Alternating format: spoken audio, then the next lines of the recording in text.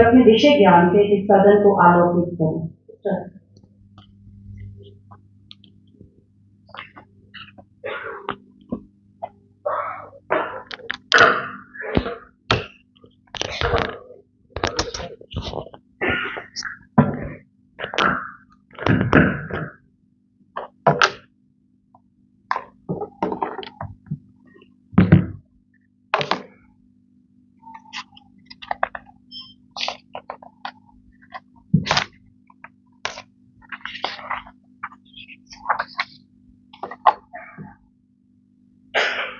भारत माता की, भारत माता की, भारत माता की, वंदे वंदे वंदे।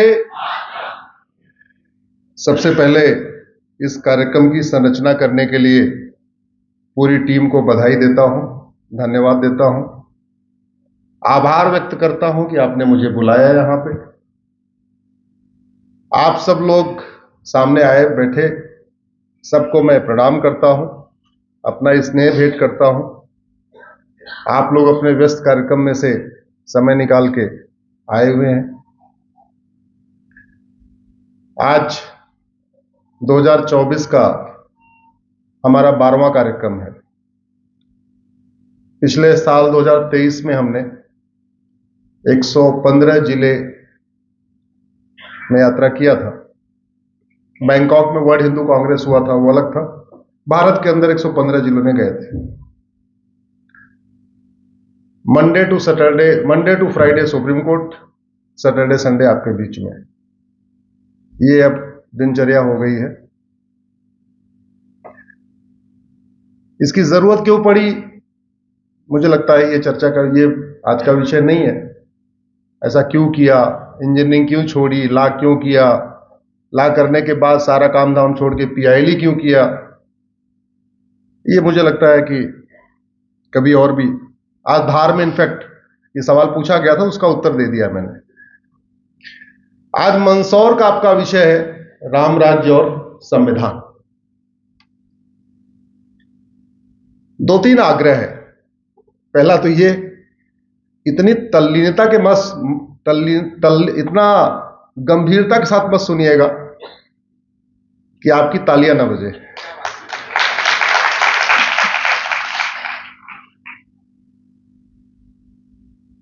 और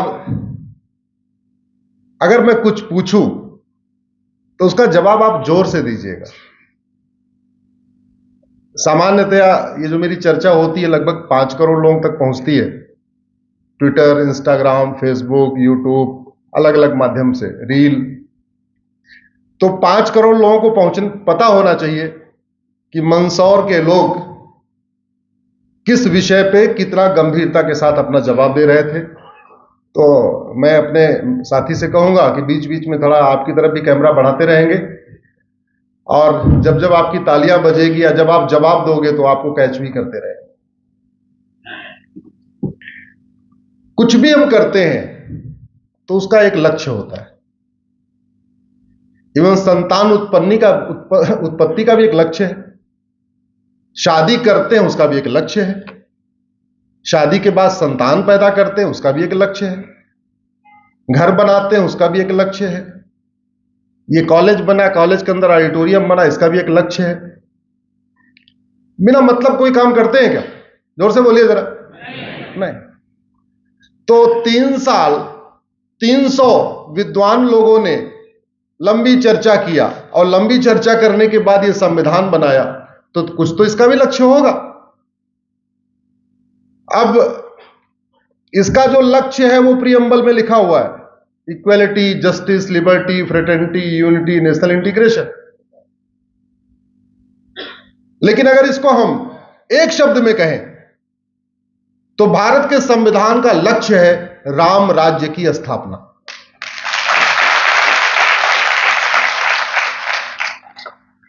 जुडिशरी का भी काम है भारत में राम राज्य की स्थापना हो। विधायिका का भी कर्तव्य है कि वो राम राज्य स्थापित करे, कार्यपालिका का भी कर्तव्य है वो राम राज्य स्थापित करे, न्यायपालिका का भी कर्तव्य है राम राज्य स्थापित करे। अब फिर सवाल हुआ, फिर राम राज्य क्या है? राम राज्य को ज्यादा समझना है, उत्तरकांड पढ़िए, वाल्मीकि रामायण में भी, रामचरितमानस में। सब नर करें परस्पर प्रीति, चलें स्वधर्म निरश्रुत नीति। अल्प मृत्यु नहीं कौनो पीरा, सब सुंदर सब बिरस शरीरा।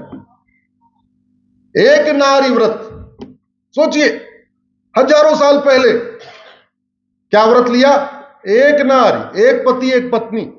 आज ये चर्चा हो रही है यूनिफॉर्म सिविल कोड होना चाहिए, वो नहीं होना चाहिए। हजारों साल पहले दुई सुत सीता सुंदर जाए। भगवान राम के भी 2 बच्चे, लक्ष्मण जी के भी 2 बच्चे, भरत जी के भी 2 बच्चे, शत्रुघ्न जी के भी 2 बच्चे। आज भी हम चर्चा कर रहे हैं पॉपुलेशन कंट्रोल ला होना चाहिए कि नहीं होना चाहिए, अब से हजारों साल पहले।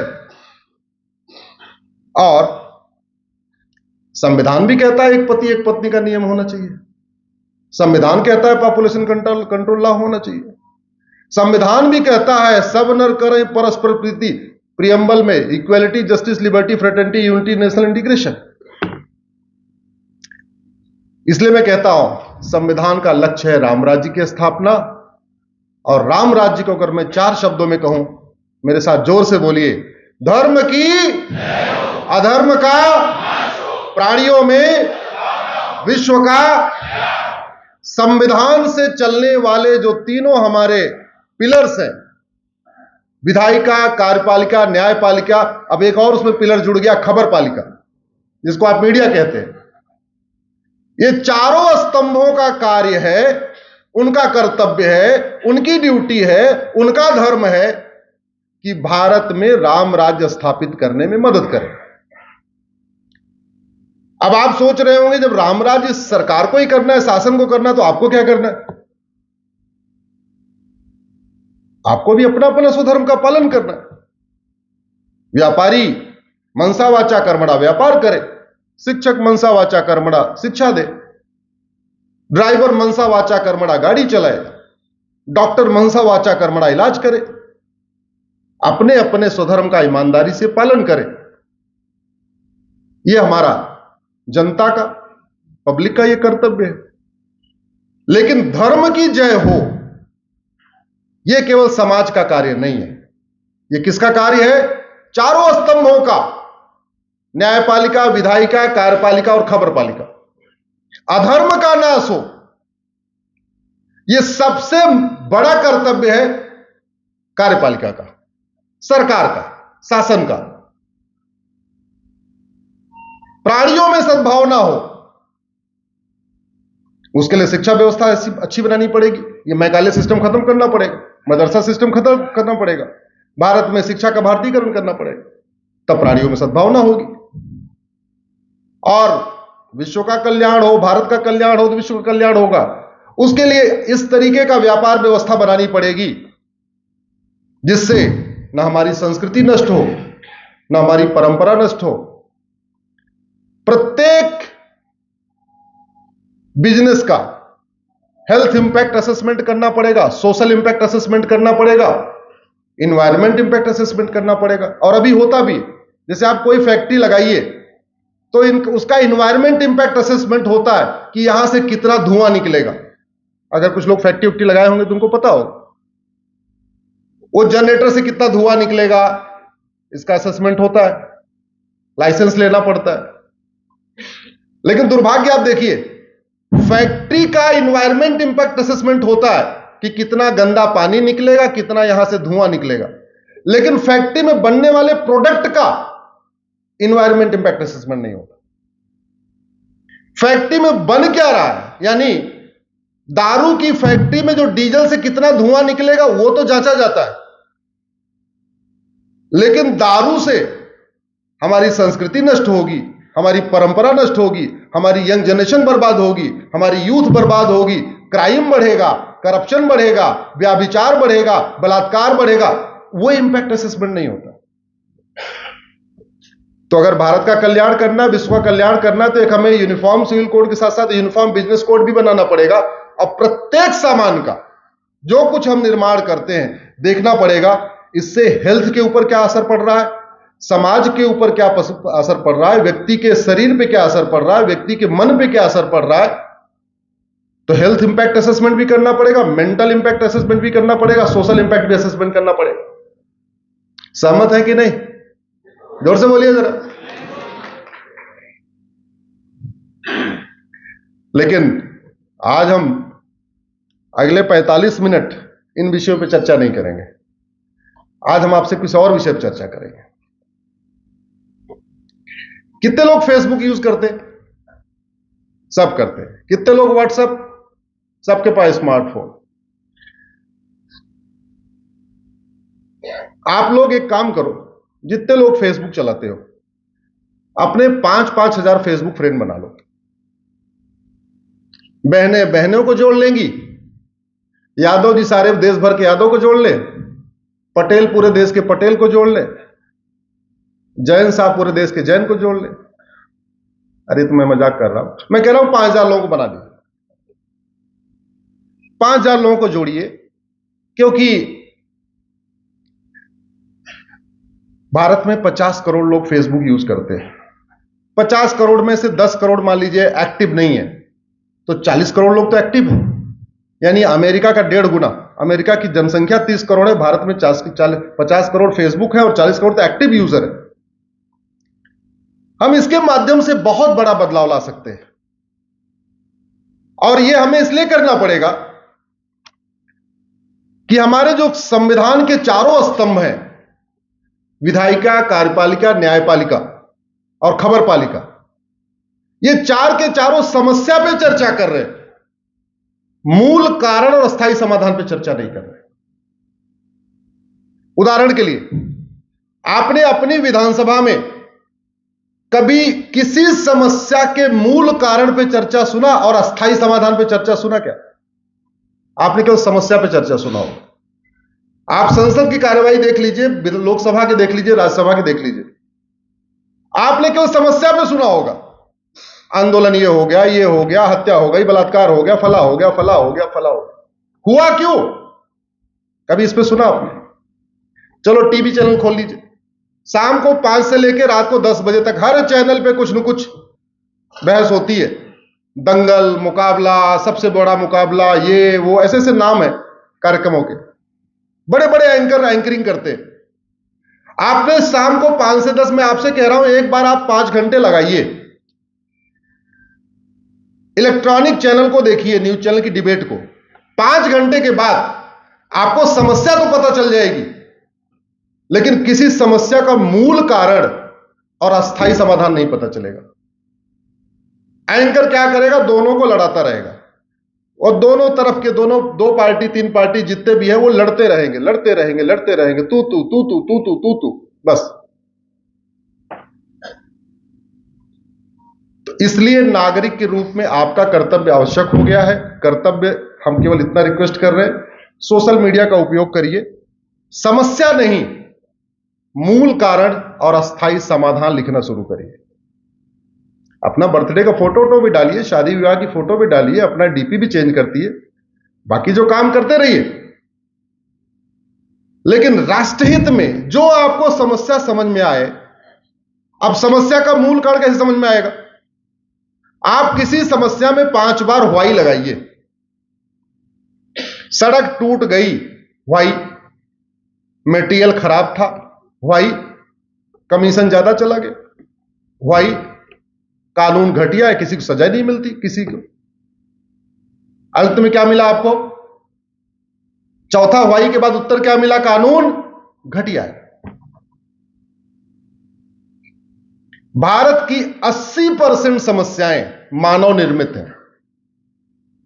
कोई एक समस्या बताइए जो भगवान राम दे रहे हो, कृष्ण दे रहे हो, भगवान महावीर दे रहे हो, भगवान बुद्ध दे रहे हो। हम आप जिन समस्याओं से परेशान है उसमें कोई एक समस्या बताइए जो दैविक समस्या हो, दैवीय समस्या हो। है कोई? हम जितनी समस्याओं से पीड़ित हैं वो कौन सी समस्याएं हैं?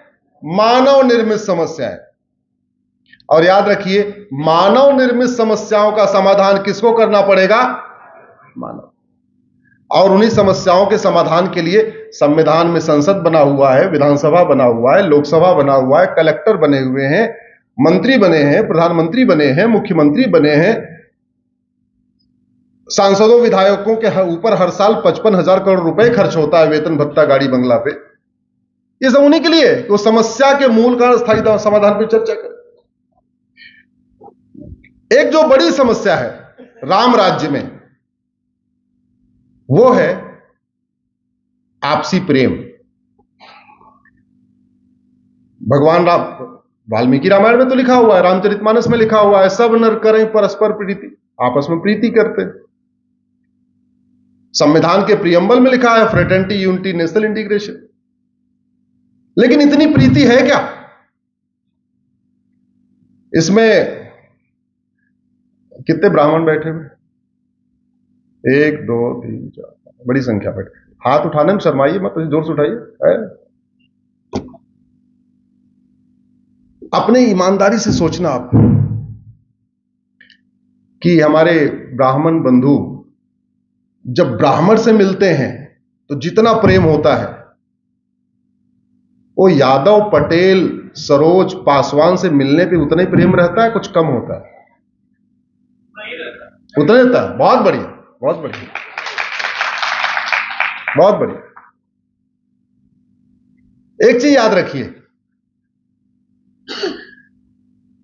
ब्राह्मण का बेटा मां के पेट में कितने महीने रहता है? 9 महीने। और यादव जी का बेटा कितने महीने रहता है? और पटेल का बेटा और जैन का बेटा, यानी ऊपर वाले ने कोई भेदभाव नहीं किया। अच्छा, बेटी कितने महीने रहती है? वो भी 9 महीने। यानी ऊपर वाले ने न बेटा और बेटी में भेदभाव किया, न ब्राह्मण, क्षत्रिय, वैश्य, दलित में भेदभाव किया, न हिंदू, पारसी, ईसाई, जैन, बुद्ध में भेदभाव किया। ये जो भेदभाव की समस्या है, छुआछूत की समस्या है, ये ऊपर वाले की है कि नीचे वाले की? नीचे वाले की। तो इलाज कौन करेगा? नीचे वाला। तो आज इलाज करते हैं एक समस्या का।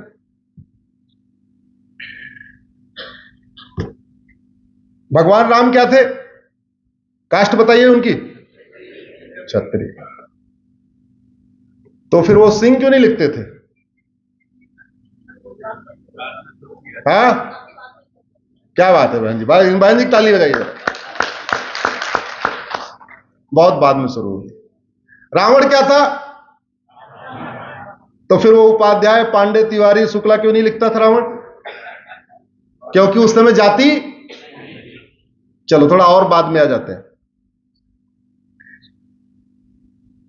युधिष्ठिर क्या थे? तो युधिष्ठिर, भीम, नकुल, सहदेव, सिंह क्यों नहीं लिखते थे? क्यों नहीं लिखते थे? जोर से बोलिए। क्योंकि कास्ट थी नहीं।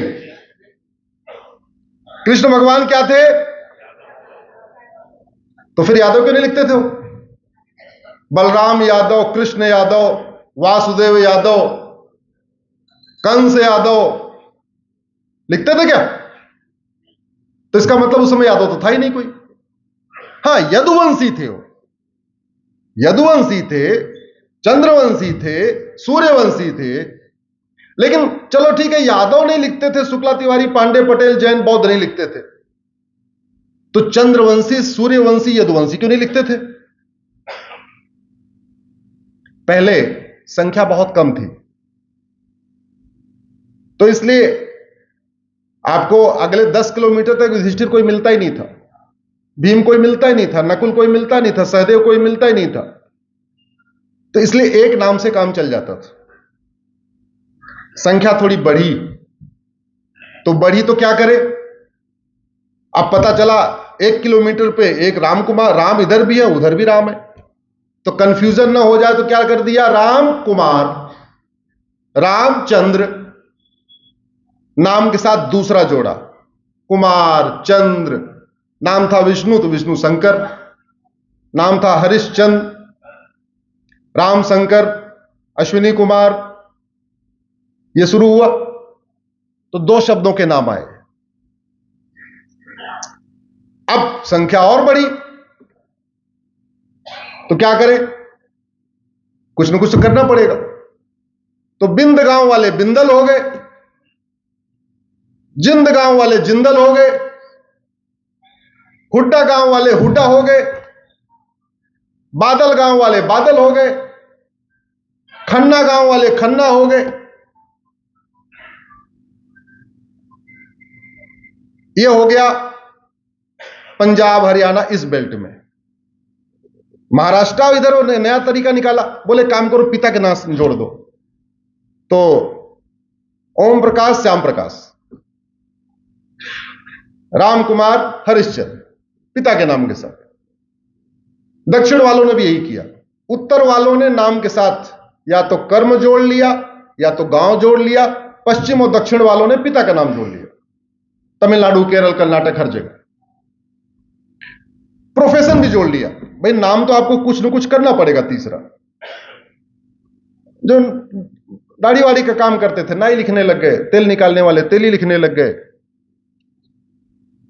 और इस तरीके से अलग अलग आइडेंटिटी बनी रहे, पहचान बनी रहे, काम चलता रहा। फिर ये हुआ और थोड़े बढ़ रहे, अच्छा फिर कर्म के आधार पर कर लेते। जिसको 2 वेदों का ज्ञान था द्विवेदी, 3 का ज्ञान हो गया त्रिवेदी, 4 का ज्ञान हो गया चतुर्वेदी। हवन कराने लगे अग्निहोत्री, यज्ञ कराने वाले यज्ञ सेनी, ऐसे करने लग गए। फिर और आगे समय आया, बोले जी अब 3 में भी कुछ और भी करना पड़ेगा। तो बोले काम करते हैं, जो जिस गुरु के यहां जाता है उसका नाम रख लेते हैं। तो भारद्वाज ऋषि थे। इधर कोई भारद्वाज गोत्र है क्या आपका? ऐसा कोई भारद्वाज है जो ब्राह्मण ना हो? अच्छा, अब शुरू हुई गोत्र परंपरा। गोत्र कैसे? भारद्वाज ऋषि के आश्रम में जो बच्चे पढ़ने लगे वो भी राम कुमार भारद्वाज। भारद्वाज ऋषि के आश्रम में जो बनिए आके कुछ दान करने लग गए वो भी श्याम कुमार भारद्वाज। भारद्वाज ऋषि की जो गाय चराने लग गए वो कृष्ण कुमार भारद्वाज। जिन्होंने भारद्वाज ऋषि से दीक्षा लिया वो भी भारद्वाज। तो नतीजा क्या निकला? नतीजा यह निकला, कर्म तो अलग थे, अभी जाति नहीं आई है, जाति बहुत बात की है। कर्म अलग थे, वर्ण अलग थे, कोई ब्राह्मण था, कोई क्षत्रिय था, कोई वैश्य था, कोई दलित था, लेकिन सारे भारद्वाज हो गए। मैं अपना एग्जांपल देता हूं। मैं प्रयाग का रहने वाला हूं, मैं भारद्वाज हूं। अयोध्या में जो क्षत्रिय हैं वो भारद्वाज है। मेरठ मुजफ्फरनगर के जाट भारद्वाज है। और हरियाणा के यमुनानगर वाले एरिया में जो सैनी है, आज की अगर आज की डेट में कहें तो वो दलित में आते हैं, वो भी भारद्वाज है। तो वर्ण अलग अलग हो गए लेकिन गोत्र कॉमन हो गया। टोडरमल जी क्या थे? जोर से बोलिए जरा। वैश्य। तो अगर वो वैश्य थे, उन्होंने अपने नाम के साथ गुप्ता, गर्ग, अग्रवाल, माहेश्वरी क्यों नहीं लगाया? बाबा साहब जी क्या थे? जोर से बोलिए। उन्होंने अपने नाम के साथ गुप्ता, माहेश्वरी गर्ग क्यों नहीं लगाया? उस समय जरूरत ही नहीं थी। तो सब एक नाम से चल रहे थे, 2 से चल रहे थे, 3 से चल रहे थे। अब जब गोत्र व्यवस्था लागू हुई तो यह हुआ कि ब्राह्मण भी भारद्वाज, क्षत्रिय भी भारद्वाज, वैश्य भी भारद्वाज, दलित भी भारद्वाज।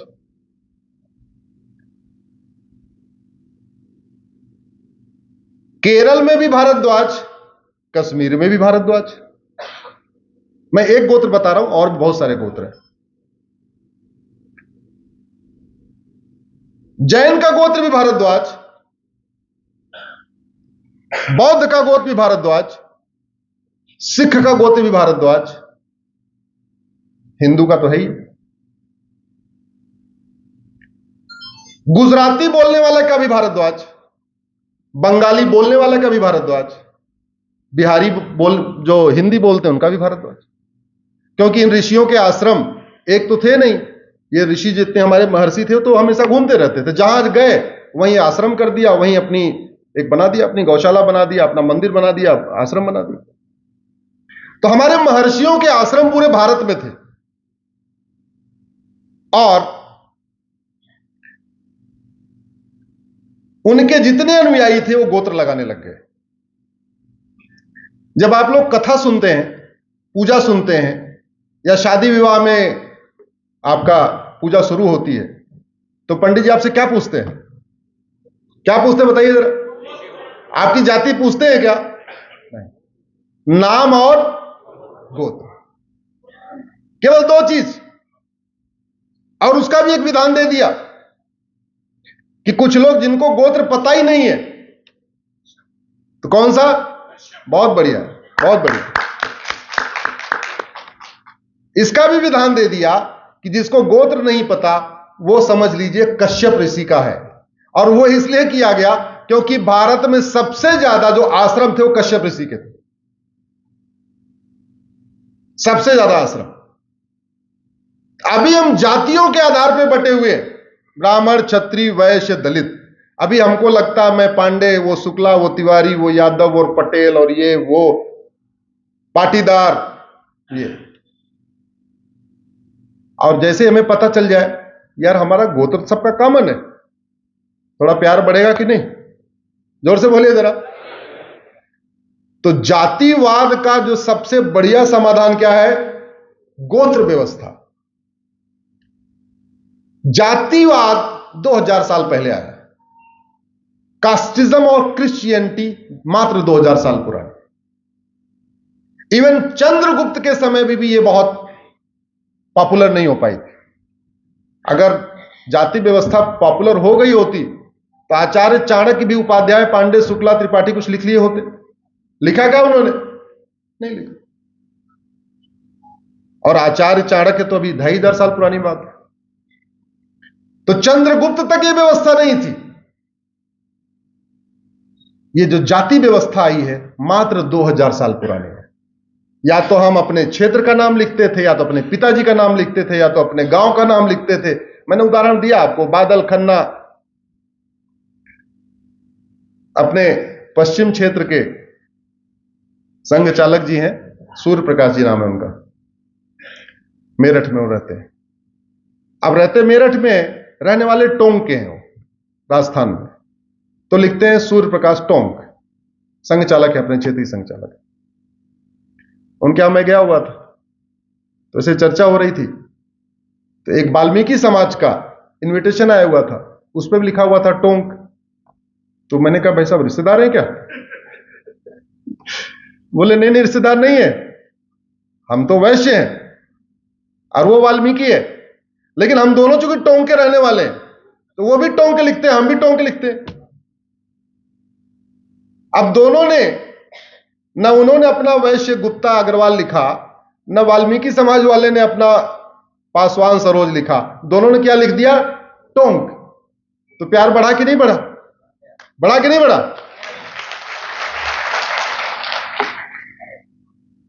सब नर करहि परस्पर प्रीति, चलहि स्वधर्म निरत श्रुति।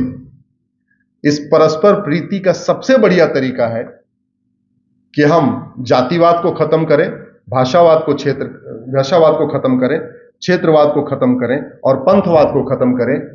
और आज जब इतनी पॉपुलेशन हो गई है तो हम भगवान राम के टाइम तो जा नहीं सकते सब लोग एक एक शब्द का नाम ले, राम लक्ष्मण भरत शत्रुघ्न लौकुश रख लें, इतने से काम नहीं चलेगा। जनसंख्या तो बहुत बढ़ गई है, तो 3 शब्द तो चाहिए। तो राम कुमार जैन लिखने की बजाय राम कुमार कश्यप, राम कुमार भारद्वाज, राम कुमार पराशर, राम कुमार सांकृत्य, राम कुमार सांक्रायण, ऐसे क्यों नहीं लिख लेते? लिख सकते नहीं लिख सकते? और आज से अगर शुरू कर दें 2024 से, हम लोगों का नहीं बदल सकता, हर जगह सर्टिफिकेट में नाम आ चुका है, नौकरी उसी से कर रहे हैं, Aadhaar card, voter ID, ration card सब बन गया है। लेकिन अगर हम अपने नौनिहालों का नाम रखना शुरू कर दें, रवि कश्यप, रवि पराशर, रवि गौतम, रवि भारद्वाज, ऐसे ऐसे करते जो भी नाम रखते हैं, तो 20 साल के बाद कल्पना करिए कैसा भारत होगा। 20 साल के बाद जाति व्यवस्था कमजोर हो जाएगी कि नहीं? क्योंकि वो रवि कुमार भारद्वाज ब्राह्मण भी होगा, रवि कुमार भारद्वाज क्षत्रिय भी होगा, रवि कुमार भारद्वाज वैश्य भी होगा, रवि कुमार भारद्वाज यादव भी होगा, पटेल भी होगा। तो जाति व्यवस्था कमजोर हुई कि नहीं? आपस प्रेम में बढ़ा कि नहीं? छुआछूत कम, ऊंच नीच की भावना कम हुई कि नहीं? कोई आपको दलित बनाम संवर्ण से लड़ा पाएगा क्या?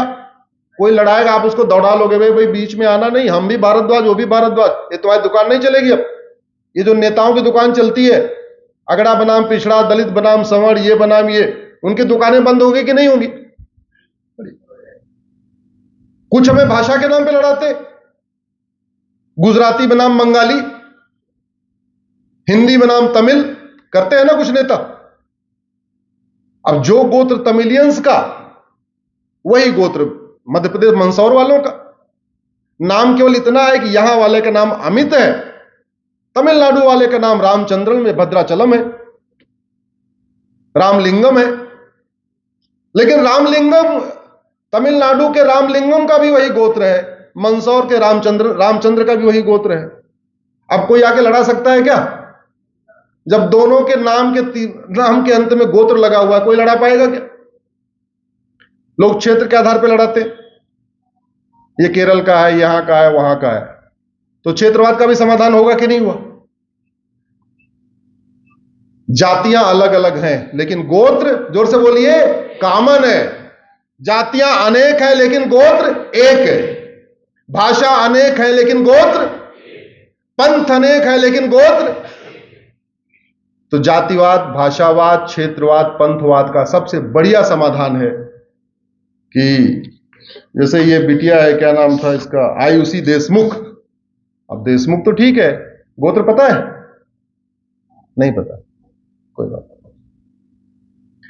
गोत्र व्यवस्था पे हमें सोचने की जरूरत है, क्योंकि अगर हम चाहते हैं राम राज्य की स्थापना करना, तो हमें सबसे पहले परस्पर प्रीति करनी पड़ेगी। और परस्पर प्रीति का एक ही तरीका है कि हम अपने गोत्र पे चले जाएं। फायदा यह होगा, अभी हम 10,000 जातियों और उपजातियों में बटे हुए हैं, 10,000। और ये जातियां उपजातियां किसने क्रिएट किया? शासकों ने, सरकारों ने। हमारे वाल्मीकि रामायण में, हमारे रामचरितमानस में, हमारे भगवत गीता में, हमारे चारों वेद में, हमारे 18 पुराण में कहीं जातियां उपजातियां लिखी हुई हैं क्या?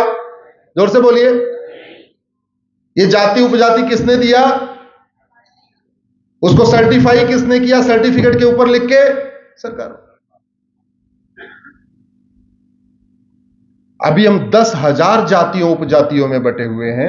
अगर हम गोत्र के ऊपर आ जाएंगे, अगले 20 साल के बाद, 20 साल के अंदर हम 100 गोत्रों में जुड़ जाएंगे। 100 गोत्रों में, 10,000 में बटे हैं और जुड़ेंगे कितने में? 100 में। भाई महर्षि अंगिरा थे, उनके नाम पे अंगिरा गोत्र है।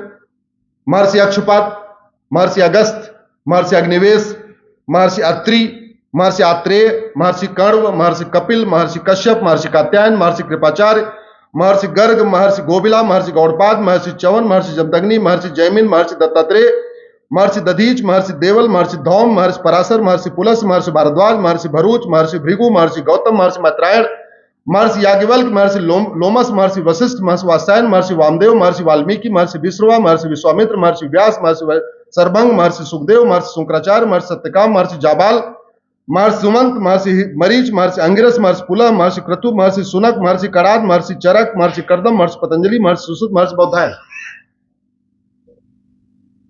इसके अलावा कुछ और गोत्र बचे हैं जो थोड़े बाद में शुरू हुए। आप जातियां याद नहीं कर सकते, गोत्र का नाम याद कर सकते कि नहीं? ये सारे गोत्र हमने पढ़ दिया आपके सामने। अगर हम अपने गोत्र पे चले जाएं तो बहुत जातिवाद, भाषावाद, क्षेत्रवाद, पंथवाद का अस्थायी समाधान हो जाएगा। एक और जो सबसे बड़ी चुनौती है और सबसे बड़ी समस्या है, उस पर शायद आप लोगों का ध्यान जाता होगा, लेकिन आप सोच रहे होंगे होगा कैसे। वो है घर वापसी का। घर वापसी में एक बाधा आ रही है कि नहीं आ रही है? समस्या आ रही है कि नहीं आ रही है? रोटी बेटी का रिश्ता कैसे होगा? सबसे बड़ी बाधा। हमसे कई ग्रुप मिल चुके। एक दिन तो कानपुर का ग्रुप आया सुप्रीम कोर्ट, बोले साहब हम 200 घर हैं, हम क्षत्रिय हैं, कानपुर देहात के। उस समय औरंगजेब के समय में डरवश या भयवश हमारे पूर्वज कन्वर्ट हो गए। हम सब घर वापसी करना चाहते हैं, लेकिन एक ही समस्या है, रोटी और बेटी का रिश्ता। हम वापस फिर से चौहान बनना चाहते हैं, लेकिन गांव के ही चौहान विरोध कर रहे हैं। जो वहां और चौहान है वही विरोध कर रहे हैं। तो हमने कहा जातियों के चक्कर में काहे लिए पड़े हो? हमने कहा गोत्र क्या है जो तुम्हारे बाकी लोग चौहान है? बोले गौतम। हमने कहा जाओ गौतम लगा लो। गौतम पे किसी का कॉपीराइट है क्या? चलो चौहान पे वहां के चौहान का कॉपीराइट हो सकता है, वैसे तो नहीं होना चाहिए किसी का, लेकिन गौतम पे किसी का कॉपीराइट हो सकता है क्या? क्योंकि गौतम गोत्र तो ब्राह्मण का भी है, क्षत्रिय का भी है, वैश्य का भी है, दलित का है, जैन का भी है, बौद्ध का भी है, सिख का भी है, सबका गौतम गोत्र है। तो गौतम गोत्र कोई विरोध नहीं कर पाएगा। एक यादव 6-7 परिवार आए, बोले जी हम कन्वर्ट हो गए। हमने कहा क्या थे पूर्वज? बोले जी हम यादव थे। कन्वर्ट हो जाओ, वो घर वापसी कर लो। बोले साहब वो यादव जी विरोध कर रहे हैं, वो पूरा जो मोहल्ला है यादवों का मोहल्ला, वो विरोध कर रहे हैं। बोले ना, आना नहीं वापस, हम रोटी बेटी का रिश्ता नहीं करेंगे। हमने कहा पता करो क्या गोत्र है यादव लोगों का। बोले जी भारद्वाज है। हमने कहा तुम काहे लिए यादव लिख रहे हो? भारद्वाज लिखो ना भाई। अगर नाम तुम्हारा आमिर खां है तो अमर भारद्वाज लिख के वापस आ जाओ। काहे लिए बहुत ज्यादा इसमें करना? बहुत बड़ी मात्रा में लोग घर वापसी के लिए तैयार हैं, बहुत बड़ी मात्रा में, और इसका रास्ता हमें देना पड़ेगा। छत्रपति शिवाजी महाराज के समय भी बहुत बड़ी मात्रा में लोग घर वापसी करना चाह रहे थे, बहुत बड़ी मात्रा में। उस समय केवल कुछ लोगों ने विरोध किया और शिवाजी महाराज ने उसको फिर छोड़ दिया। नहीं तो उस समय जब पूरे देश में छत्रपति शिवाजी महाराज का राज चल रहा था, घर वापसी कितनी आसान थी। तब भी कुछ लोगों ने विरोध किया और नतीजा उन्होंने उस विषय को छोड़ दिया। वो विषय आज हमारे लिए बहुत बड़ा विषय बन गया। उस समय घर वापसी आसान थी, आज आसान है? बताइए जरा उस समय। इसलिए कुछ काम जब समय पे नहीं होते हैं तो वो बहुत भारी हो जाते हैं। जैसे बुखार, आपको पहले दिन बुखार हो तो 2 टैबलेट से काम हो जाता है। अगर आपने 1 महीना छोड़ दिया तो फिर टाइफाइड हो जाएगा। ये जो गोत्र व्यवस्था है, इससे घर वापसी भी बहुत आसान हो जाएगी। क्यों? क्योंकि ना उनको ब्राह्मण में जाना, ना उनको क्षत्रिय में जाना, ना उनको वैश्य में जाना, ना उनको दलित में जाना, सीधे सीधे अपना गोत्र लगाना है। लेकिन इसमें सरकार को भी कुछ करना पड़ेगा।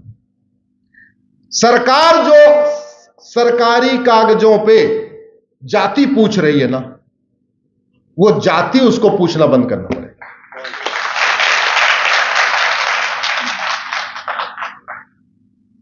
सरकार जो योजना चलाना है गरीबी के आधार पर चलाइए।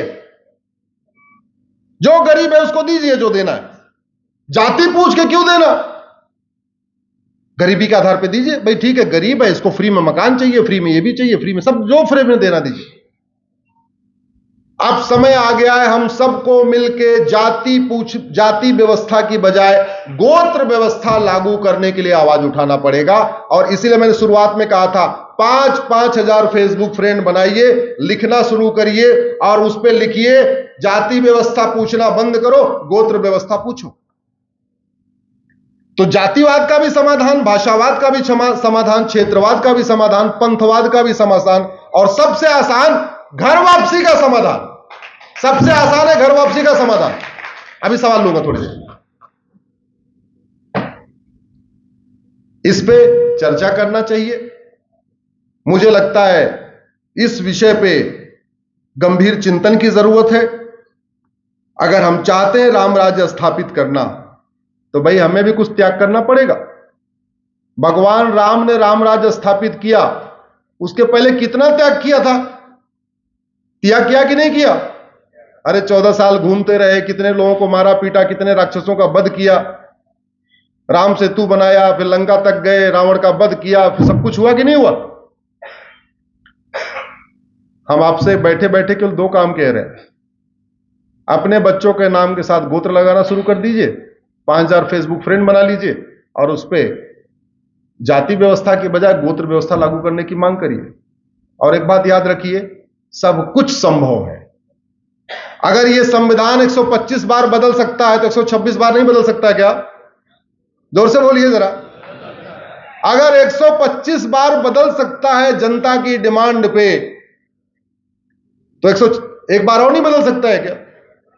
गोत्र व्यवस्था, केवल सरकारी कागज, स्कूल के एडमिशन फॉर्म पे जाति पूछने की बजाय केवल गोत्र पूछा जाए, राशन कार्ड के फॉर्म पे, पासपोर्ट के फॉर्म पे, ड्राइविंग लाइसेंस के फॉर्म पे, जितने भी फॉर्म है, इस पे जाति पूछने की बजाय क्या पूछा जाए? गोत्र। और इस पे मैंने एक लेटेस्ट और पीआईएल किया है कि धर्म भी लिखना बंद किया जाए। धर्म एक है, बाकी सब क्या है? पंथ। और धर्म की कोई अंग्रेजी नहीं होती, जैसे योग की कोई अंग्रेजी नहीं होती, ब्रह्म की कोई अंग्रेजी नहीं होती, कर्म की अंग्रेजी नहीं होती। बहुत सारे शब्द हैं, इनकी अंग्रेजी होती नहीं, इंग्लिश में वो शब्द ही नहीं है। इंग्लिश में शब्द इसलिए नहीं है कि वो सब उनके दिमाग के ऊपर की चीजें हैं। जहां से अंग्रेजी आई है ना, ये धर्म, कर्म, ब्रह्म, योग, ये सब उनके दिमाग से, उनके ऊपर की चीजें हैं, इसलिए वो शब्द ही नहीं उन्होंने बनाए। हमारे यहां से तो हमने शब्द बनाए। मैंने एक पीआईएल फाइल किया है अभी लेटेस्ट, आप लोग गूगल करेंगे अगर धर्म रिलीजन अश्विनी उपाध्याय, तो आपको डिटेल मिलेगा। अभी केंद्र सरकार के गृह मंत्रालय, कानून मंत्रालय, शिक्षा मंत्रालय, संस्कृति मंत्रालय को नोटिस जारी हुआ है। हमने मांग किया है कि सारे जितने भी किताबें हैं और गवर्नमेंट के डॉक्यूमेंट हैं, वहां से धर्मनिरपेक्ष शब्द हटाया जाए। जितने फॉर्म है, स्कूल एडमिशन का फॉर्म हो, चाहे राशन कार्ड का फॉर्म हो, चाहे बर्थ सर्टिफिकेट फॉर्म, वहां धर्म पूछना बंद किया जाए। वहां अंग्रेजी में रिलीजन पूछते हैं, पूछिए, हिंदी में पंथ पूछिए, धर्म मत पूछिए, क्योंकि धर्म एक है, पंथ नहीं। और जो चीज एक है वो पूछा नहीं जाता। और भारत एक धार्मिक राष्ट्र है, भारत एक धार्मिक राष्ट्र है, भारत धर्मनिरपेक्ष नहीं है, इसलिए धर्मनिरपेक्ष शब्द को हटाया जाए। अगली पीआईएल सेकुलरिज्म के खिलाफ भी चल रही है, और एक और भी पीआईएल करूंगा जल्दी कि राम दरबार फिर से वापस लाया जाए संविधान में। भारत के संविधान में राम, लक्ष्मण, माता सीता का चित्र था। एक पार्ट पे भगवान कृष्ण अर्जुन को उपदेश दे रहे हैं। भारत के संविधान के एक पार्ट पे हनुमान जी का चित्र था। भारत के संविधान के एक पार्ट पे भगवान बुद्ध का चित्र था। एक पार्ट पे भगवान महावीर का चित्र था। एक पार्ट पे नालंदा विश्वविद्यालय था। एक पार्ट पे गुरुकुल के स्कूल थे। एक पार्ट पे हड़प्पा मोहनजोदड़ो था। एक पार्ट पे हाथी, बैल और घोड़ा, इसका चित्र था। सेकुलरिज्म के कीड़े के कारण ये सारे चित्र हटा दिए गए। अगर संविधान में राम दरबार होता तो स्कूलों में रामचरितमानस पढ़ाने का कोई विरोध कर पाता क्या? जोर से बोलिए जरा। और राम दरबार इसमें होता तो इसमें सेकुलर शब्द जुड़ पाता क्या? नहीं। अगर संविधान के जैसे भगवान कृष्ण की फोटो थी अर्जुन को उपदेश देते हुए, अगर वो फोटो रही होती तो स्कूलों में भगवत गीता अनिवार्य करने पे कोई court, high court, supreme court, कोई या पॉलिटिकल पार्टी विरोध कर पाती क्या? नहीं। भगवान हनुमान जी का इसमें चित्र अगर रहा होता तो सुबह की प्रार्थना में स्कूलों में हनुमान चालीसा पढ़ाने में कोई विरोध कर पाता क्या? नहीं। ये सारे महापाप नेहरू जी ने किए। नेहरू जी ने सारे चित्र हटवा दिए। अब उन चित्रों को वापस लाने की भी लड़ाई करनी पड़ेगी, लेकिन लड़ाई अकेले नहीं होगी। क्या करना पड़ेगा आपको? फेसबुक पे और उस पे लिखना पड़ेगा। सही सही चीजें रोज लिखना शुरू करिए। 5000 इसलिए कह रहा हूं, अरे 500 आपके फ्रेंड रहेंगे तो आपकी बात 500 लोगों तक पहुंचेगी, और आपके 5000 फ्रेंड होंगे तो आपकी बात 5000 लोगों तक पहुंचेगी। आप कितना अच्छा लिखते हो ये 5000 लोग पढ़ेंगे। कुछ ऐसी भी चीजें होंगी, आपके नए आइडियाज होंगे, आपके नए सजेशन होंगे, वो वायरल होना शुरू हो जाएंगे। आप लिखोगे फेसबुक पे, लोग वहां से कॉपी पेस्ट मार के अपने व्हाट्सएप पे वायरल कर लेंगे, अपने नाम से कर लेंगे। भाई अपने नाम से करने तो क्या दिक्कत है, कोई जरूरी आप ही के नाम से हो। आइडिया आपका है, कोई चुरा के आगे बढ़ा रहा है तो चुराने दो, अपने फेसबुक डालने दो।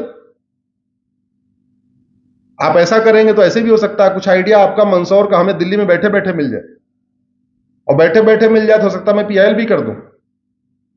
इसलिए मैं आपसे आग्रह करता हूं कि आप लोग इस पे बोलना शुरू करें।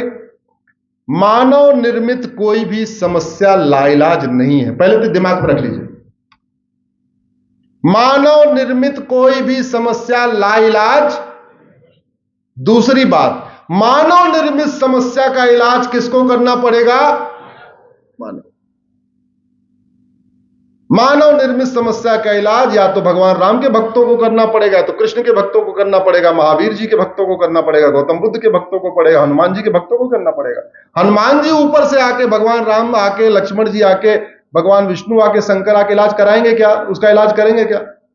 अल्टीमेटली राम मंदिर की लड़ाई भगवान राम लड़ने थोड़ी आए। कहां लड़ी गई? सुप्रीम कोर्ट में। किसने लड़ा? राम भक्तों ने।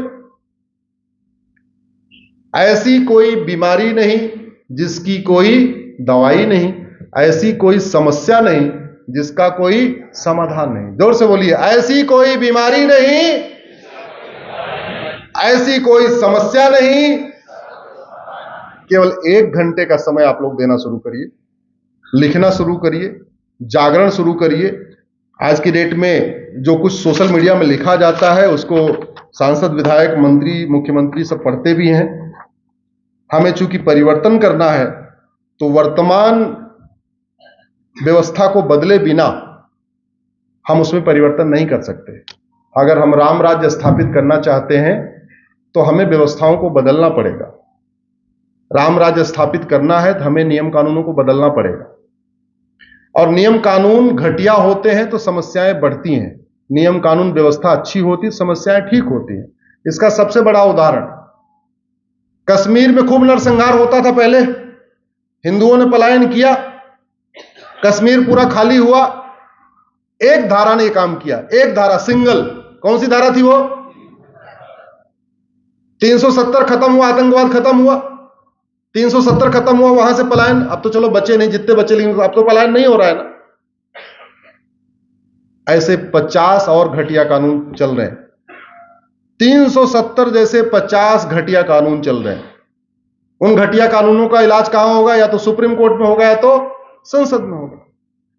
सुप्रीम कोर्ट की लड़ाई हमारे जैसे हैं, हम 2-4 लोग हैं, हम लड़ते रहते हैं, लेकिन उसका जो इफेक्टिव इलाज होगा कहां होगा? संसद में। तो संसद में इलाज तभी होगा जब सांसद उन विषयों को उठाएंगे। अब सांसद उन विषयों को तब उठाएंगे या तो आप सांसद के सर पे जाके बैठ जाओ, रोज उनको जगाओ, उनको टोको, महीने में 1 बार जा जाके उनके पास बैठो। दूसरा, कम से कम सोशल मीडिया में लिखो, सोशल मीडिया में लिखो, उसको लोग पढ़ना शुरू करेंगे, उसको देखेंगे। इसका 2 ही तरीका है। आप लोग इतनी देर हमें सुने, बहुत ध्यान से सुने, ज्यादा ही गंभीर होकर सुने, बीच में हंसना छोड़ दिया, इसके लिए भी आपको धन्यवाद देता हूं। अगर कोई बहुत विशेष, आपका एक प्रश्न था, बीच में खड़ी हो गई थी, बताइए।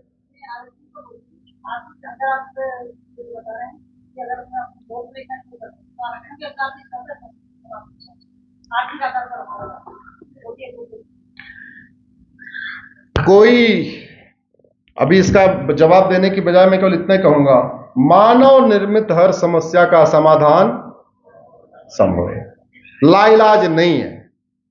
जो समस्या भारत में है, अगर वो सिंगापुर में नहीं है, फ्रांस में नहीं है या अमेरिका में नहीं है, इसका मतलब वो समस्या लाइलाज नहीं। बड़ी सीधी सी बात।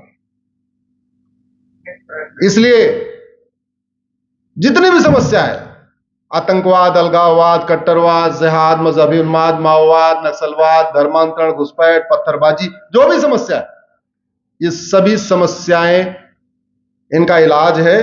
बस इनकी सही दवा ढूंढने की जरूरत है। सही दवा है, घटिया कानून बदले जाए, घटिया व्यवस्था बदली जाए, घटिया सिस्टम बदला जाए, और वो स्वाभाविक सी बातें बदले। आप डिमांड करोगे, सप्लाई होगी। अगर आप ये सोचोगे नहीं नहीं यार अपना काम धाम बढ़िया चल रहा है, अपना गाड़ी मकान हो गया, वैगनार आ गई या जो भी है, अपना फार्म हाउस बन गया, अपना सब कुछ ठीक हो गया, जरूरत क्या है, उससे नहीं बदलेगा। आपको थोड़ा पेन लेना पड़ेगा, थोड़ा सोचना पड़ेगा। आप राम के भक्त हैं तो 14 साल वनवास नहीं, कम से कम पर डे 14 मिनट तो दीजिए, सोचिए तो, समस्या के मूल कारण को लिखिए, तो अस्थाई समाधान को लिखना तो शुरू करिए। भगवान राम की सबसे बड़ी पूजा यही होगी कि राम राज्य स्थापित करने में जो समस्याएं आ रही हैं उनको आप लिखना शुरू कर दीजिए, समझिए भगवान राम की पूजा हो रही।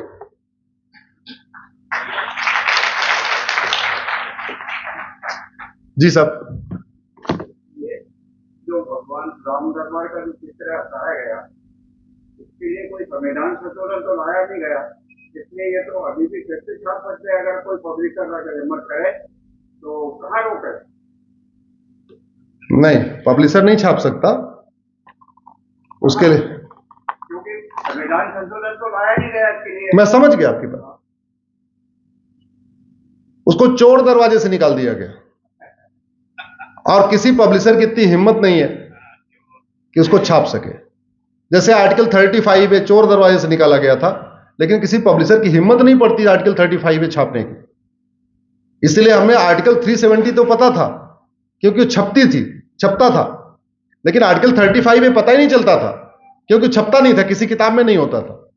इसलिए दोबारा राम दरबार लाने के लिए, भगवान कृष्ण को वापस लाने के लिए, भगवान बौद्ध को, भगवान महावीर को वापस लाने के लिए, भगवान हनुमान जी को वापस लाने के लिए हनुमान भक्तों को थोड़ा मेहनत करना पड़ेगा, थोड़ा प्रयास करना पड़ेगा। और प्रयास वही है, जिस चीज की डिमांड होगी वो सप्लाई होगी। अगर आपकी डिमांड में दम है और डिमांड जोर से हो रहा है, सामूहिक हो रहा है, लाखों की संख्या में हो रहा है, तो सप्लाई होगी। और जोर से डिमांड हो, लाखों की संख्या में हो, उसका एक ही तरीका होता है, या तो जैसे दिल्ली घेर लो, जैसे आजकल तथाकथित किसानों ने घेरा हुआ है, तो वो तो नहीं कर पाएंगे आप लोग, सब लोग हैं। तो दूसरा तरीका, घर में बैठे बैठे उसको लिखना शुरू किया। बहुत बहुत धन्यवाद, बहुत बहुत आभार। भारत माता की, भारत माता की, भारत माता की। ऐसे बहुत सारे प्रश्नों का जवाब मेरे फेसबुक पे रहता है, मेरा पेज है, अगर आप लोग वहां से जुड़ जाएंगे तो बहुत सारे ऐसे सवाल जैसे आपके मन में है या कुछ और भी मन में है, आपको वहां उत्तर मिलता रहेगा। जय हिंद।